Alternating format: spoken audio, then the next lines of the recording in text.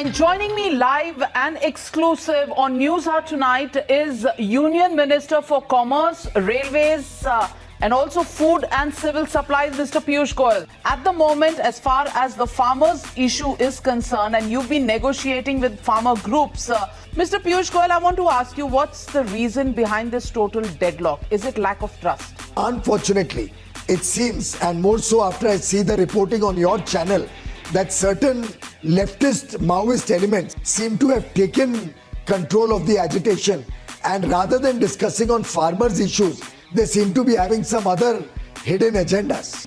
पीयूष गोयल जी, इस सवाल पर तो जरूर मैं आपसे बात करूंगी, पर मैं ये पूछना चाहती हूँ, ये जो डायलॉग और इम्प्रूवमेंट की बात आप आज कर रहे हैं, क्या ये डायलॉग पहले नहीं होना चाहिए था कि जब आप ये ऑर्डिनेंस लाए थे या लॉज लेकर आए थे? और आप कह रहे हैं कि farmers have been misled. I want to ask you, is your credibility with the farmers and the farming community so low that other people can mislead them and the government and its communication cannot convince them?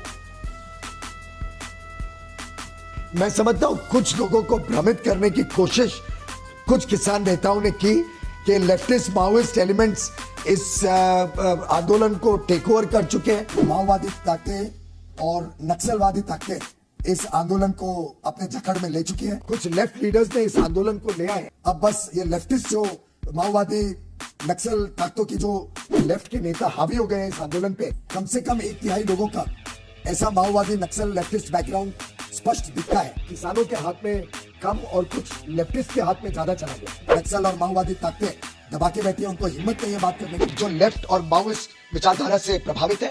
क्योंकि कुछ माओवादी ताकतों ने यहाँ के किसानों के ऊपर अपना कब्जा जमा लिया, तो लेफ्टिस्ट माओइस्ट एलिमेंट्स इस आंदोलन में घुस गए. और यहाँ पे भी ये जो लेफ्टिस्ट माओइस्ट नक्सल ताकतें घुस गई हैं, ये लेफ्टिस्ट और माओइस्ट एलिमेंट्स जो उसमें घुस गए नक्सल माओवादी ताकतों के बहकावे में और भ्रमित करने वाले प्रोपेगेंडा पे आ रहे हैं. वामपंथी दलों की जो साजिश है, मुद्दे तो रहे नहीं, इसलिए लेफ्टिस्ट इनको बहकावे में लाके माओवादी एजेंडा को आगे करने की कोशिश. जिस प्रकार से माओइस्ट ताकतें इसमें घुस गई, ये अपना माओइस्ट एजेंडा चलाने के चक्कर में किसानों के कंधे पे माओइस्ट और नक्सल गोली चलाने के काम के अलावा एक अलग ही लेफ्टिस्ट माओइस्ट एजेंडा सिर्फ माओवादी और नक्सल प्रभाव में शायद किया जा रहा है. इन नक्सल माओवादी ताकतों, नक्सलवादी माओवादी डिमांड्स, लेफ्टिस्ट माओइस्ट, आनंद लीजिए, ये माओवादी नक्सल ताकतें, लेकिन ये लेफ्टिस्ट माओइस्ट एलिमेंट्स थे और लेफ्टिस्ट माओइस्ट लोग उसमें और ज्यादा प्रभाव डालते गए. ये नक्सल सोच ने इस आंदोलन को बिगाड़ा है. तो ऐसे कुछ लोग होते हैं जिनकी पीठ अटक जाती है, तो एक चीज दिमाग में भर जाती है तो बोलते रहते हैं.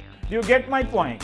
इसे समझने के लिए ऑक्सफोर्ड जाने की जरूरत नहीं है, प्राइम टाइम काफी. आप कह रहे हैं कि मीटिंग्स में आपने देखा कि कुछ इस तरह के लोग हैं जो मुद्दों पर बातों को आने नहीं देते. ये लोग कौन हैं और क्या सरकार इन्हें पहले नहीं आइडेंटिफाई कर सकी? क्या आपके पास इंटेलिजेंस की कोई रिपोर्ट्स नहीं थी कि ये लोग ऐसा करने वाले हैं और इन्फिल्ट्रेशन हो गया है माओवादियों संगठनों से? क्योंकि पहले जब खालिस्तानी नाम आया तो लोगों ने बीजेपी को काफी ताने दिए और फार्मर किसान के आंदोलन को आपने टेरर के साथ जोड़ दिया है. तो आज जो आप ये कह रहे हैं, इसका एविडेंस क्या है? माफ करिए, भारतीय जनता पार्टी के कोई भी वरिष्ठ नेता या मंत्री ने कभी भी इस आंदोलन को खालिस्तान के साथ नहीं जोड़ा. ये मैं आपके चैनल पे स्पष्ट करना चाहता हूँ. ये वास्तव में किसानों का आंदोलन है. और किसानों का आंदोलन, पूर्व बिहार के डेप्यूटी चीफ मिनिस्टर रह चुके हैं मनोज तिवारी जी, दिल्ली प्रदेश अध्यक्ष रह चुके हैं. दोनों के